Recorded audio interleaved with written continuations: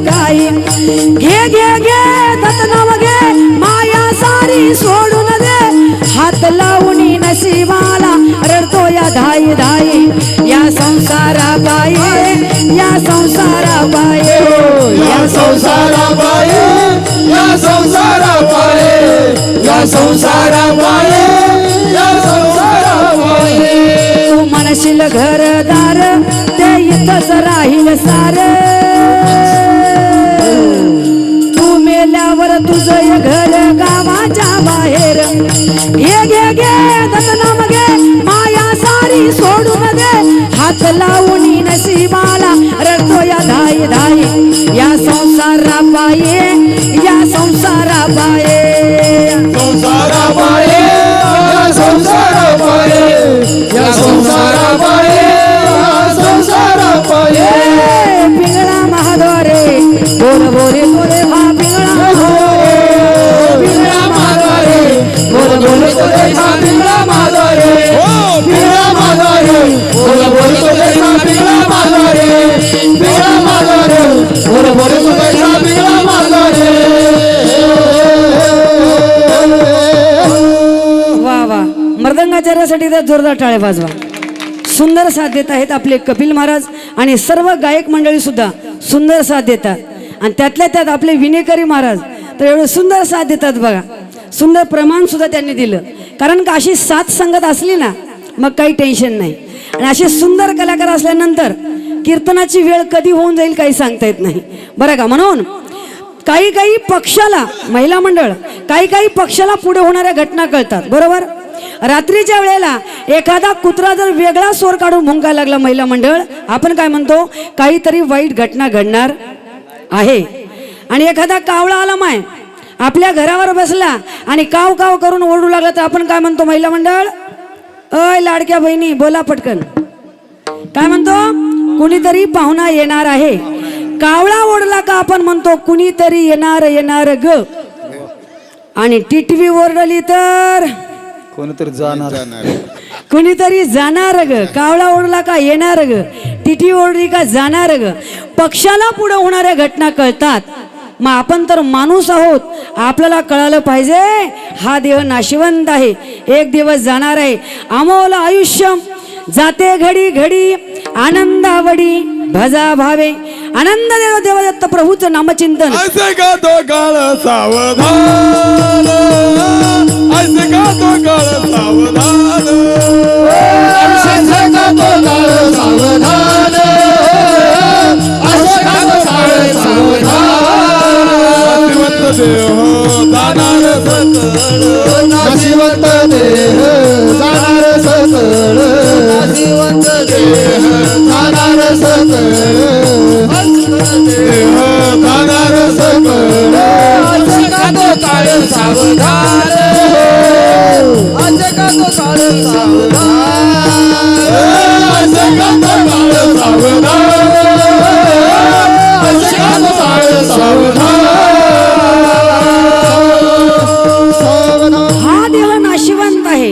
याला एक दिवस काळ खाणार आहे ज्याप्रमाणे एखादा बोकोबा उंदीर नेण्यासाठी टपून बसलेला आहे तसा हा काळ हा देह नेण्यासाठी टपून बसलेला आहे म्हणून सावध व्हा सावध होऊन काय करा फक्त देवाचं नामस्मरण करा कारण का या कलियुगामध्ये बाकी अनेक साधनाला किंमत नाही फक्त देवाच्या नामचिंतनालाच महत्व आहे या ठिकाणी साधन तरी ह्याची दोन दत्तस्मरण आणि अन्नदान कलियुगामध्ये अन्नदानाला फार महत्व आहे आणि नामचिंतनालाच फार महत्व आहे बाकीचे अनेक साधन जर आपण करत बसलो तर आपला वेळ पुरणार नाही कारण का आयुष्य फार कमी आहे म्हणून जर जीवनात नामचिंतन नसेल तर सर्व साधन व्यर्थ आहे असे श्री संत महंत गोपाळगिरीजी महाराज सांगतात अभंगाच्या प्रथम चरणामध्ये नाम वाचून सर्व साधन व्यर्थ नाम वाचून सर्व साधन व्यर्थ नाम वाचून सर्व साधन व्यर्थ नाम वाचून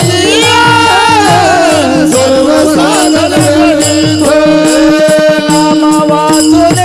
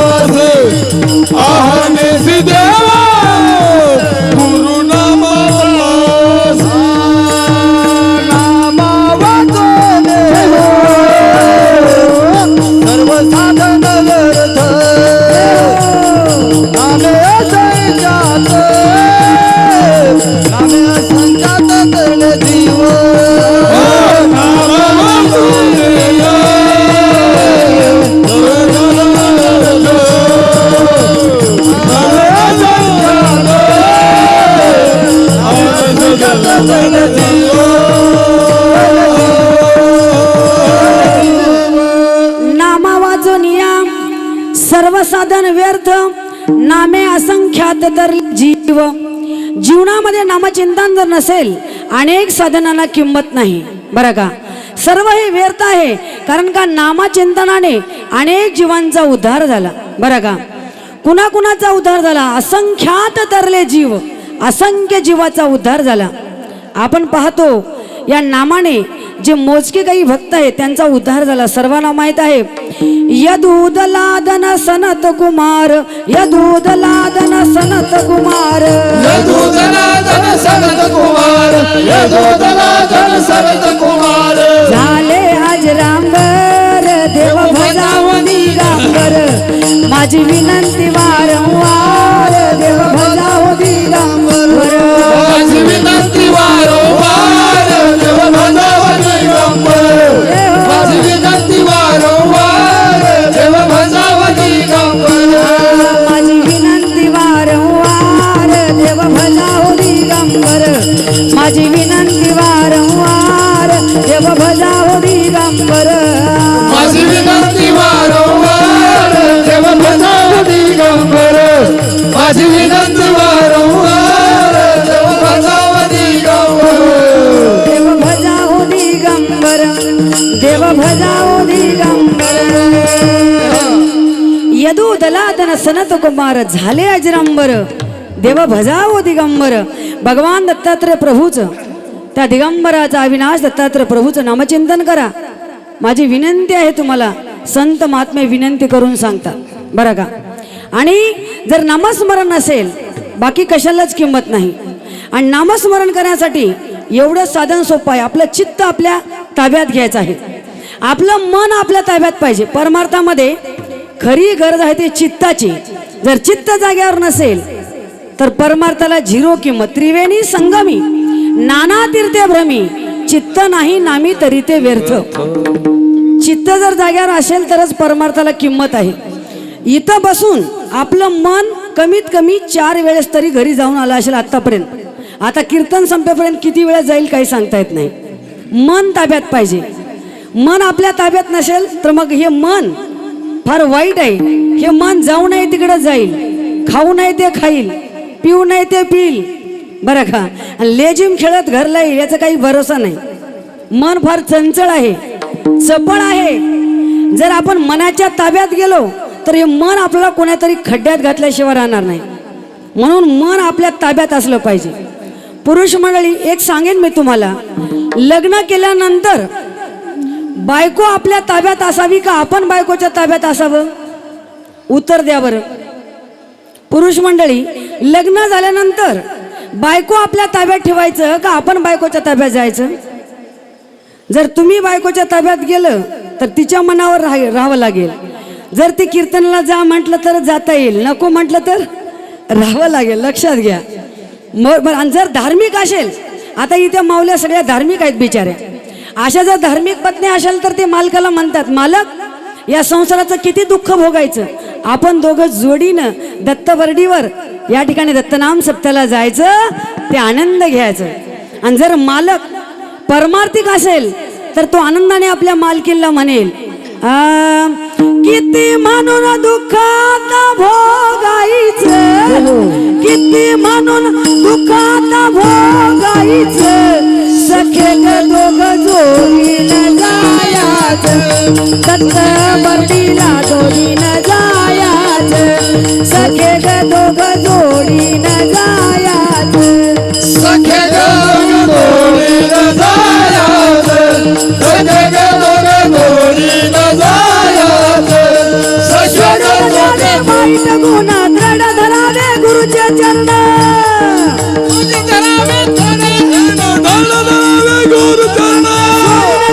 वाईट गुण दृढ धरावे गुरुचे चरण,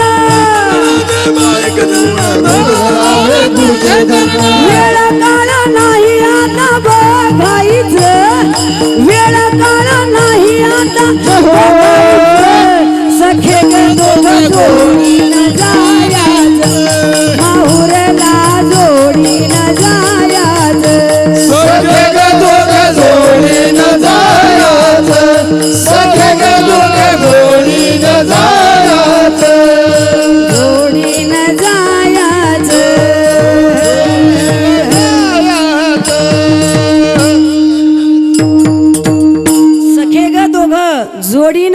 दत्त नाम सप्त्याला जायचं, कीर्तन ऐकायचं आणि आनंदाने नामस्मरण करायचं.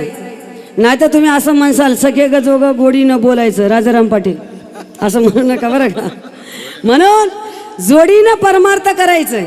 म्हणून पत्नीला आपल्या ताब्यात ठेवा.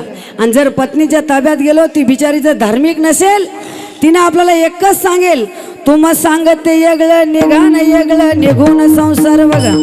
तुम सांगते येगळं निघा येगळं निघून संसार बघा.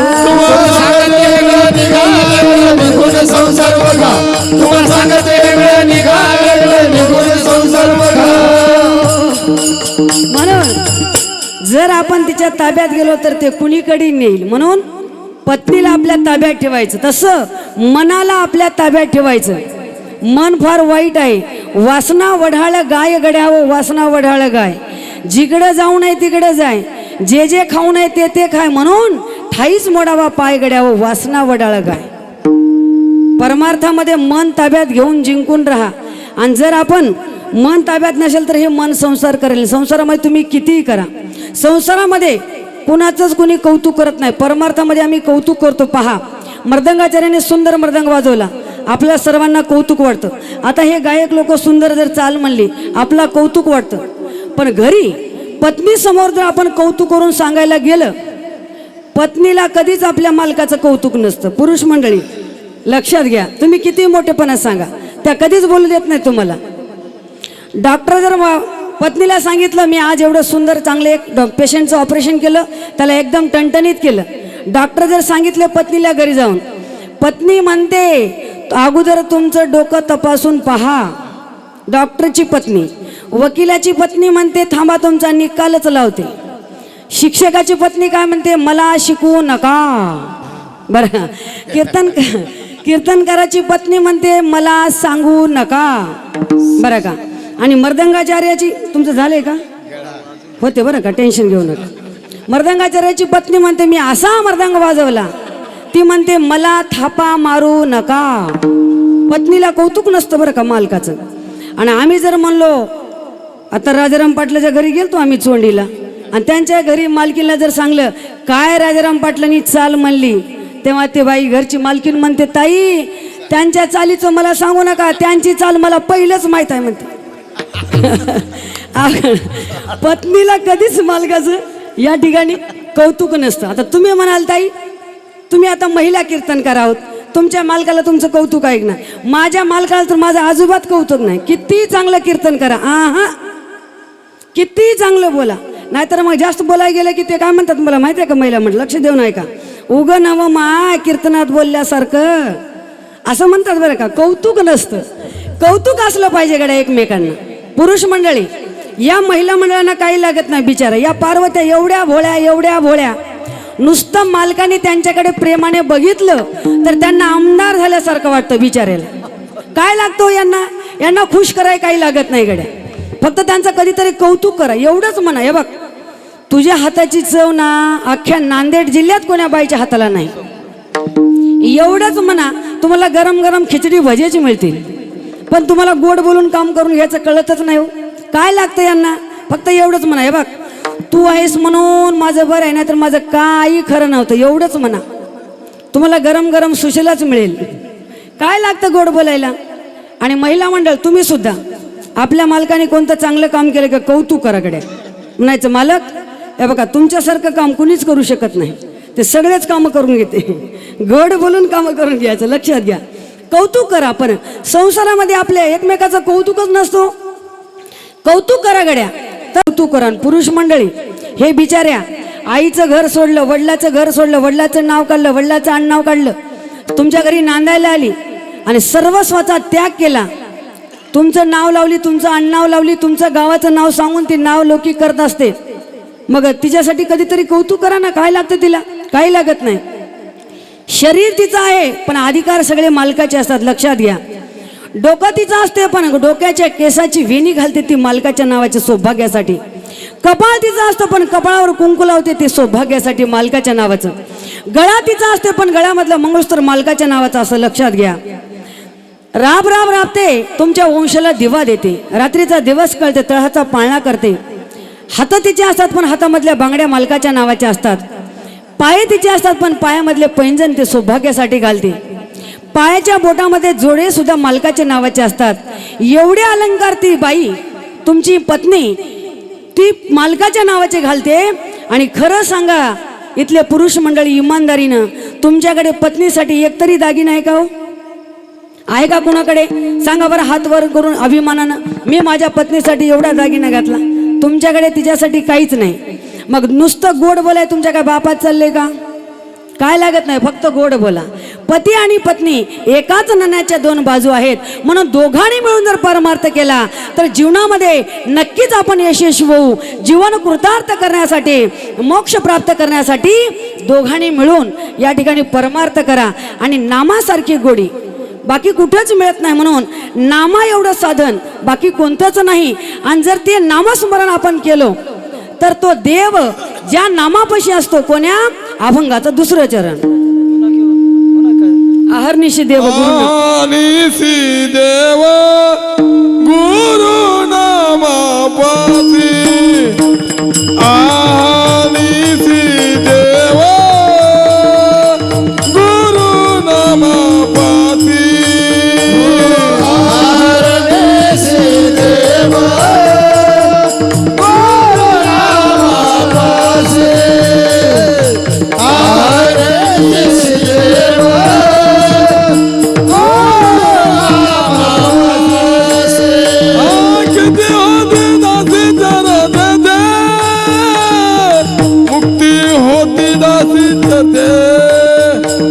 मुक्ती होती दासी चारी देते, मुक्ती होती दासी चारी देते,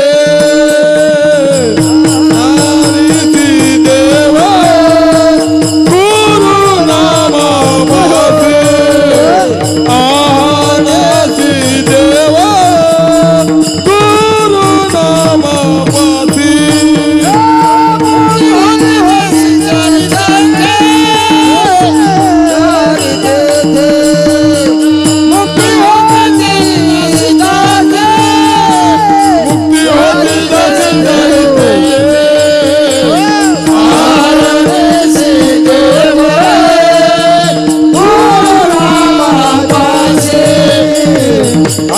हरिसी देव गुरु नामापासी,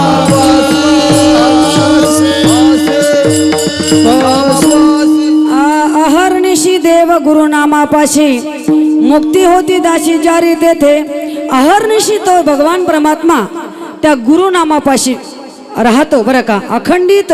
म्हणून गुरुनामाचं फार महत्व आहे. ज्यांच्या जीवनामध्ये सद्गुरूच्या मुखातून, गुरुच्या मुखातून जे आपण बीज मंत्र घेतो, गुरुच्या मुखातून जे आपल्या कर्णाद्वारे जे बीज मंत्र गुरु माऊलीकडून आपण घेतो ना, गुरु करण्याला फार महत्व आहे. आणि जीवनामध्ये गुरुचं अन्यान्य साधारण महत्व आहे. सर्वात श्रेष्ठ नाम हे बीज नाम आहे. असं जर आपण गुरु न करता 1000 वेळा नामचिंतन केलं तेवढंच आहे. आणि गुरु करून जर एकदा नामचिंतन केलं तर 1000 नामस्मरण एवढी शक्ती त्या गुरुच्या मंत्रामध्ये आहे, बीज नामामध्ये आहे. म्हणून गुरु करावा. गुरु कसा करावा? श्री संत महंत गोपाळगिरीजी महाराज सांगतात, गुरु तो करावा परज्ञानी संत, गुरु तो करावा परज्ञानी संत, गुरु तो करावा परज्ञानी संत, गुरु तो करावा परज्ञानी संत, लावी हृदयात ज्ञान ज्योत, ज्ञान ज्योत, ज्ञान ज्योत, लावी हृदयात ज्ञान ज्योत, ज्ञान ज्योत, ज्ञान ज्योत, गुरु तो करावा परज्ञानी संत, गुरु तो करावा परज्ञानी संत, गुरु तो करावा परज्ञानी संत, गुरु तो करावा परज्ञानी संत, गुरु तो करावा परज्ञानी संत, लावी हृदय हात ज्ञान ज्योत. एकदा गुरु माऊलींनी आपल्या कर्णाद्वारे बीज मंत्र दिलं का आपल्या शरीरामधला अंधकार नाहीसा होतो आणि ज्ञानाची ज्योत पेटते, जीवन कृतार्थ होते. म्हणून देवापेक्षा गुरु आणि शिष्य या नात्याला फार श्रेष्ठ या ठिकाणी महत्व आहे. म्हणून सद्गुरु वाचोनी सापडेना सोय, धरा त्याचे पाय आधी आधी. सद्गुरूचे पाय धरा, गुरुमाऊलीचे पाय धरा. गुरुमाऊली आपला भक्ती मार्ग दाखवतात आणि आपल्याला मोक्षाचा मार्ग दावून जीवन कृतार्थ करतात. म्हणून अहर्निशी देव गुरुनामापाशी मुक्ती होती दाशी जारी तेथे. अहर्निशी देव त्या गुरुनामापाशी असतो आणि 4 मुक्त्या दाशी होऊन आपल्या घरी राहतात. आपण म्हणतो देवाच्या दरबारामध्ये एक क्षण जर थांबलं, देवाचे द्वारी उभा क्षण भरी तेने मुक्ती जारी साधेल्या. एक क्षण थांबलं तर 4 मुक्त्या मिळतात. पण जर नामचिंतन अहर्निशी केलं तर दाशी होऊन त्या मुक्त्या आपल्या घरी काम करतात. एवढं सामर्थ्य त्या गुरुनामामध्ये आहे. म्हणून गुरुचं नाम घेऊन आपलं मन आपल्या ताब्यात ठेवून कामावर क्रोधावर विजय प्राप्त करा. जे संत महात्मे कामावर विजय प्राप्त केले, क्रोधावर विजय प्राप्त केले आणि मनावर ताबा मिळवला. जेव्हा जगद्गुरु तुकोबराय भंडारा डोंगरावर या ठिकाणी नामचिंतन करायला बसले, भजन करायला बसले, तेव्हा एक स्त्री आली आणि जगद्गुरु तुकोबरायांना भूल घालायचा प्रयत्न करू लागली. तेव्हा जगद्गुरु तुकोबराय म्हणू लागले, जाई ओ तू माते न करी सायास. आई जा, तू सायास करू नको, तुझा इथं प्रयत्न सफल होणार नाही. बरं का, अंतकरणातून या ठिकाणी उत्तर दिले. ते कामावर विजय प्राप्त केले, या ठिकाणी मनावर ताबा मिळवले. आणि जेव्हा विवेकानंद स्वामी विवेकानंद बाहेर देशात गेले होते, तेव्हा स्वामी विवेकानंद अतिशय सुंदर होते. त्यांचं सुंदर रूप पाहून एक स्त्री धावत आली आणि म्हणू लागली, स्वामीजी मला लग्न करायचंय तुमच्याशी. तेव्हा विवेकानंद म्हणू लागले, बाई काय जगामध्ये पुरुष कमी आहेत का, तुला माझ्याशीच का लग्न करायचं आहे. तेव्हा ती स्त्री म्हणू लागली, स्वामी मला तुमच्याशी लग्न का करायचं आहे, तुम्ही सुंदर आहात, तुमच्याशी लग्न करून तुमच्यासारखा पुत्र मला व्हावा असं मला वाटतंय. तेव्हा स्वामीजी म्हणतात, बाई माझ्यासारखा पुत्र तुला व्हावा असं वाटतं असेल तर मलाच पुत्र समज ना, एवढ्या भानगडी करायची काय गरज आहे. शुद्ध अंतकरणाने दिलेलं उत्तर आहे. बाईच्या अंतकरणामधला भावच निघून गेला, वाईट भावना निघून गेल्या, कारण का अंतकरण शुद्ध होतं स्वामीजीचं. दुसरं उदाहरण सांगेल, या महाराष्ट्राचा राजा छत्रपती शिवाजी महाराज जेव्हा कल्याणच्या सुभेदारांनी कल्याण खजिना लुटला आणि तिथले एक सुभेदाराची अप्रतिम सुंदर सून या ठिकाणी नजराणा म्हणून राजाच्या समोर आणून उभी केली. छत्रपती शिवाजी राजानं त्या सुंदर स्त्रीला पाहिलं आणि म्हणू लागले, खबरदार यापुढे जर कोणी परस्त्रीला हात लावण्याचा धाडस केला तर तुमचे हात कलम केले जातील. राजाचा कायदा असा होता, नव्हती कलम नव्हता कायदा तरीही सुखी होती प्रजा, कारण का सिंहासनावर होता माझा छत्रपती शिवाजी राजा, माझा छत्रपती शिवाजी राजा. शिपायाला धमकावलं आणि ते स्त्री थर थर कापत होती. आता माझं काय होईल. परक्याची सून, दुश्मनाची सून आलेली होती दारात आणि थरथर कापू लागली, घाबरली. तेव्हा छत्रपती शिवाजी महाराजांनी स्मित हास्य केलं आणि म्हणू लागले, ताई घाबरू नकोस, भिवू नकोस, तू तुझ्या भावाच्या घरी आलीस, तू काही तुझ्या दुसरीकडे आली नाहीस, तू तुझ्या माहेरी आलीस, तू घाबरू नकोस, मी तुझ्या पाठीशी आहे. परस्त्रीला साडी चोळी बांगड्या देऊन तिची बोळण करून पाठवणारा एकमेव मोठ्या दिलाचा राजा, श्रीमंत योगी जाणता राजा छत्रपती शिवाजी महाराज.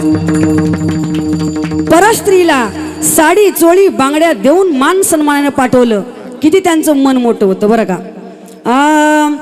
काळ्या रात्री तळपत होत जिच्या रूपाचं ऊन, अशीच देखणी होती एका सुभेदाराची सून. काळ्या रात्री तळपत होत जिच्या रूपाचं ऊन, अशीच देखणी होती एका सुभेदाराची सून. त्या तरुणीला आई म्हणाला राजा तो शिलवान, त्या तरुणीला आई म्हणाला राजा तो शिलवान. आनंदाने नाचत होते हिंदू मुसलमान, आनंदाने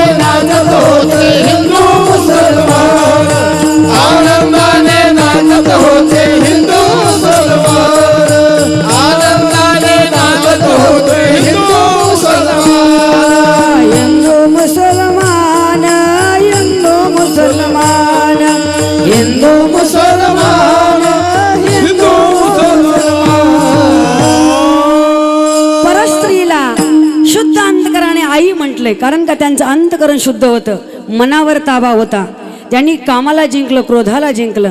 असे छत्रपती शिवाजी महाराज. जगामध्ये अनेक राज्य होऊन गेले, पण छत्रपती शिवाजी राजांसारखा जाणता राजा पुन्हा होणार नाही. कोणत्या राजाने तुपानी महादेवाचा अभिषेक केला असेल, कोणत्या राजाने दुधाने महादेवाचा अभिषेक केला असेल, कोणत्या राजाने पंचामृताने महादेवाचा अभिषेक केला असेल, पण असा एक राजा होऊन गेला ज्यांनी स्वतःच्या रक्ताने महादेवाचा अभिषेक केला. एकच राजा इथे जन्मला शिवनेरी किल्ल्यावर, एकच राजा इथे जन्मला शिवनेरी किल्ल्यावर. माझ्या राजाचं नाव गाजतंय गड किल्ल्याच्या दगडावर, माझ्या देवाचं नाव गाजतंय गड किल्ल्याच्या दगडावर. माझ्या राजाचं नाव गाजतंय गड किल्ल्याच्या दगडावर, माझ्या देवाचं नाव गाजतंय गड किल्ल्याच्या दगडावर. सुंदर स्वराज्य निर्माण केले तलवारीच्या धारेवर, तलवारीच्या धारेवर. रयतेसाठी वार झेलले आपल्या निधड्या छातीवर, आपल्या निधड्या छातीवर, आपल्या निधड्या छातीवर. प्राणपणाने लढले मावळे भरोसा द्या राजावर, प्राणपणाने लढले मावळे भरोसा द्या राजावर. माझ्या राजाचं नाव गाजतंय गड किल्ल्याच्या दगडावर, माझ्या देवाचं नाव गाजतंय गड किल्ल्याच्या दगडावर. माझ्या देवाचं नाव गाजतंय गड किल्ल्याच्या दगडावर, माझ्या देवाचं नाव गाजतंय गड किल्ल्याच्या दगडावर. किल्ल्याच्या दगडावर ज्यांचं नाव गड किल्ल्यांच्या दगडावर गाजतं, प्रत्येकाच्या मनामनामध्ये त्यांचं नाव आहे का, त्यांनी कामावर विजय प्राप्त केला, क्रोधावर विजय प्राप्त केला. म्हणून मन जिंकून शुद्ध अंतकराने भगवान परमात्म्याचं नामचिंतन करा. या व्यसनी संसारामध्ये गुरफडून राहू नका.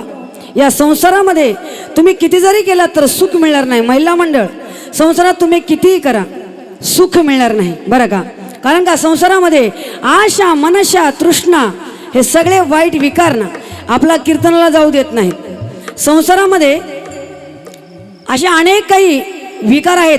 माया नावाची सासू, काम नावाचा धीर, क्रोध नावाचा सासरा आणि वासना नावाची ननंद बरं का. परमार्थामध्ये हे सगळे लोक आपल्याला आड येतात. एका गीतामध्ये सुंदर या ठिकाणी संत मुक्ताबाईंनी वर्णन केलेले आहे. आपल्याला परमार्थामध्ये कोण कोण आड येतात. माया सासू मोठी धांगडे, तिला लई आहे प्रपंचाची गोडी, येता जाता मारते थापडे, धरती गालाच्या गालाला बाई बाई जाते ग माहेराला, बाई बाई जाते ग माहेराला, बाई बाई जाते ग माहेराला, बाई बाई जाते ग माहेराला. माझ्या मुळाच्या घराला, माझ्या मुळाच्या घराला, बाई बाई जाते ग माहेराला, बाई बाई जाते ग माहेराला. बाई बाई जाते ग माहेराला, बाई बाई जाते ग माहेराला. बाई, माया नावाची सासू फार वाईट आहे. कीर्तनाला जाऊ देत नाहीत. गावात सप्ताह चालू असताना सुद्धा दत्तभर एवढा सुंदर दत्तनाम सप्ताह आहे, पण ती माया नावाची सासू जाऊ देत नाही. तुम्ही म्हणाल बाई जावा तरी चांगले असतील की जावा जावा मिळून आपण सप्त्याला येऊ, पण जावा कशा आहेत पहा. आशा, मनशा, तृष्णा, कल्पनेने घात केला या चौघी जणीने, वासना ननंद मोठी चावट, धरती गालाच्या गालाला, बाई बाई जाते ग माहेराला, बाई बाई जाते ग माहेराला, बाई बाई जाते ग माहेराला, बाई बाई जाते ग माहेराला, बाई बाई जाते ग माहेराला, बाई बाई जाते ग माहेराला,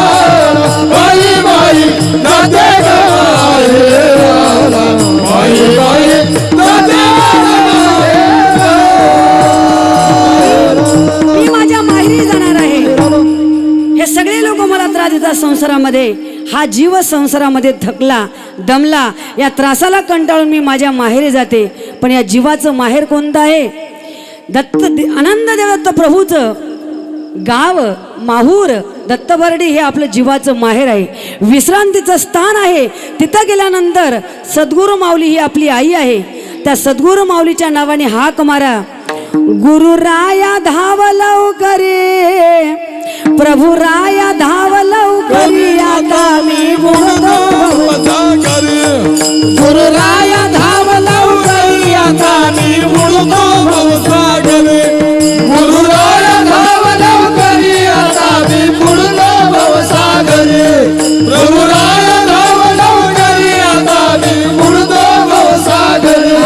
काम मगरीने धरिले, नेऊनी पाताळी बुडविले, माया मगरी धरिले, नेऊन पाताळी बुडविले. करून दया बिगाडी लवकरी, आता मी बुडतो भवसागरे. गुरुराया धाव लवकरी, आता मी बुडतो भवसागरे. गुरुराया धाव लवकरी, आता मी बुडतो भवसागरी. गुरुराया धाव लवकरी, आता मी बुडतो भवसागरी. मी बुडतो भवसागरी, आता मी बुडतो भवसागरी. पंचफड्याची नागिन दंश करते रात्रंदिन, कृपा करून विष उतरी, आता मी बुडतो भवसागरी. गुरुमाऊली आपली आई आहेत, ते जीवाचं माहेर आहे. तिथे गेल्यानंतर विश्रांती मिळते. म्हणून अहर्निशी देव गुरुनामापासी मुक्ती होती दाशी चारी, तेथे चार मुक्ती आपल्या दाशी होतात. आणि नामासारखी गोडी अमृतात सुद्धा नाही, असे श्री संत महंत गोपाळगिरीजी महाराज अभंगाच्या 3ऱ्या चरणामध्ये सांगतात. नामासारखी गोडी अमृतात नाही, नामासारखी गोडी अमृतात नाही, नामासारखी गोडी अमृतात नाही, नामासारखी गोडी अमृतात नाही, नामासारखी गोडी अमृतात नाही, नामासारखी गोडी अमृतात नाही, नामासारखी गोडी अमृतात नाही, नामासारखी गोडी अमृतात नाही. हृदय घेऊन पाहे त्यासी कळे, हृदय घेऊन पाहे त्यासी कळे, अहर्निशी देव गुरु नामापास, अहर्निशी देव गुरु नामापास. हृदय घेऊन पाहे त्यासी कळे, हृदय घेऊन पाहे त्यासी कळे, अहर्निशी देव गुरु नामापास, अहर्निशी देव गुरु नामापास, गुरु नामापास, गुरु नामापास. नामासारखी गोडी अमृतात नाही, रुची घेऊन पाही त्याशी कळे, नामासारखी गोडी अमृतात सुद्धा नाही. पण कुणाला याची गोडी कळेल व जे नामचिंतन केले त्यांना त्यांची गोडी कळणार. बाकीच्या लोकांना काय कळणार? जे कीर्तनात येऊन बसलेत, जे कथेमध्ये बसतात त्यांनाच त्या नामाची गोडी कळणार. सुंदर या आपल्या अखंड दत्त नाम सप्त्यामध्ये महादत्त कथा या ठिकाणी बालयोगी श्याम सुंदर गिरीजी महाराज यांच्या मुखारविंदातून आपण श्रवण करतो. त्यांच्या कथेमध्ये जर आपण येऊन बसलो तर ते अमृतासारखं, अमृताच्या पेक्षा सुद्धा गोड असणारं श्री दत्त महाकथा आपण ऐकायला मिळेल. जर आपण आलोच नाही तर आपल्याला त्याची गोडी काय कळणार? लक्षात घ्या. आताच आमच्या आनंदराव महाराजांनी सांगितलं की ताई एवढा सुंदर विषय होता कथेमधला की सर्व 41 पदापासूनचे सगळे जे काही पद आहेत, कोणत्या पदावर कोणते देव आहेत आणि सगळं काही या ठिकाणी सुंदर निरूपण महाराजांनी केलं. आता उद्या महापूजेमधलं सगळं महत्त्व आम्हाला मिळणार आहे. एवढा सुंदर, एवढी गोड कथा होत आहे. गुरुमाऊली सुद्धा या ठिकाणी सांगितलेत, गोपाळगिरीजी महाराजांनी सुद्धा सांगितलेत की सुंदर या ठिकाणी कथा चालू आहे. भाग्य आहे आपलं, भाग्य पाहिजे. भाग्याशिवाय माणूस इथे येऊन बसू शकत नाही. लक्षात घ्या, जोपर्यंत अंगातला ताप जात नाही तोपर्यंत जेवण गोड लागत नाही. जोपर्यंत अंगातला ताप जात नाही तोपर्यंत जेवण गोड लागत नाही. जोपर्यंत अंगातला पाप जात नाही तोपर्यंत परमार्थ गोड लागत नाही. म्हणून आपण पुण्यवान आहोत. पुण्यवानच लोक या धर्म मंडपामध्ये बसतात. पहा तुम्ही, उजळले भाग्य आता, उजळले भाग्य आता, उजळले भाग्य आता, उजळले भाग्य आता, उजळले भाग्य आता, उजळले भाग्य आता, उजळले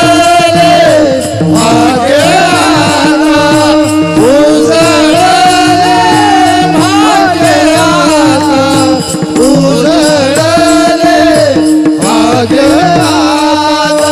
अवघी चिंता वारल्या, अवघी चिंता हे वारली, संत दर्शन निहाळा, संत दर्शन, संत दर्शन निहाळा, संत दर्शन निहाळा.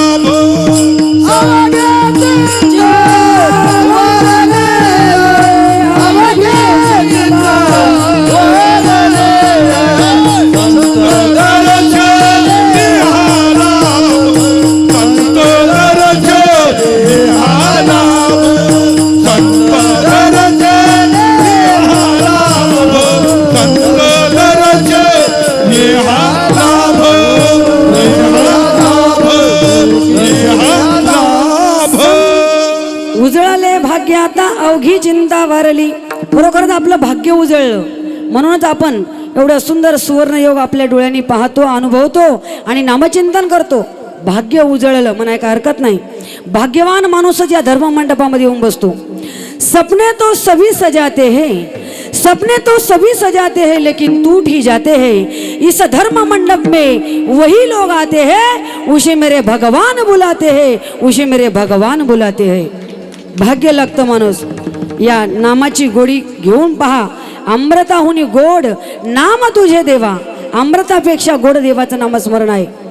आणि एकदा माणसाच्या जिभेला नामाची गोडी लागली ना, हे जीभ वाईट खाणार नाही, वाईट पिणार नाही, कुणाला वाईट बोलणार नाही. आणि जे लोक इकडे येत नाहीत ते दुसऱ्या मार्गाला लागल्याशिवाय राहत नाहीत. म्हणून जगामध्ये सगळ्यात वाईट व्यसन फार वाईट आहे दादा हो. आणि एकदा जर माणसाला इकडली गोडी लागली नाही तर दुसरं व्यसन लागल्याशिवाय राहत नाही. व्यसन फार वाईट आहे. ज्यांच्या आयुष्यामध्ये व्यसन लागले ना त्याचा संसार उद्ध्वस्त झाला म्हणून समजा, त्यांचं आयुष्य उद्ध्वस्त झालं म्हणून समजा. कारण का व्यसनाला वरदानच तसं आहे. कसं वरदान आहे पहा. जेव्हा समुद्र मंथन झालं, समुद्र मंथनामध्ये 14 रत्न बाहेर निघाले. त्या 14 रत्नापैकी एक होता अमृत. देव प्राशन केले. विष निघालं, भोलेबाबांनी प्राशन केले. कामधेनू निघाले. अनेक प्रकारचे रत्न निघाले. त्या 14 रत्नापैकी एक अशी वस्तू निघाली, तिचं नाव आहे मदिरा. मदिरा म्हणजे काय? दारू.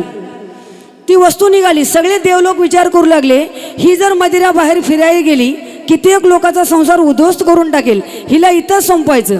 पण ती मदिरा हात जोडून म्हणते कुणाला? समुद्राला, बाबा माझा जन्म तुमच्यापासून झालाय, मी समुद्रातून निर्माण झाले, म्हणजे माझा जन्म तुमच्यापासून झालाय, मी तुमची मुलगी आहे बाबा, तुम्ही माझं टेन्शन घेऊ नका, मी तुम्हाला वचन देते बाबा की मी होऊन कुणाच्या घरी जात. काय म्हणते ती मदिरा? बाबा मी होऊन कुणाच्या घरी जात नाही. खरं आहे महाराज. आतापर्यंत आपल्या दारावर दूध विकायला आलं, लोणी विकायला आलं, तूप विकायला आलं, सगळं काही घर पोहोच मिळतं. पण आतापर्यंत असं कुणी म्हटलं का दारू घ्या दारू? अजिबात नाही. दारू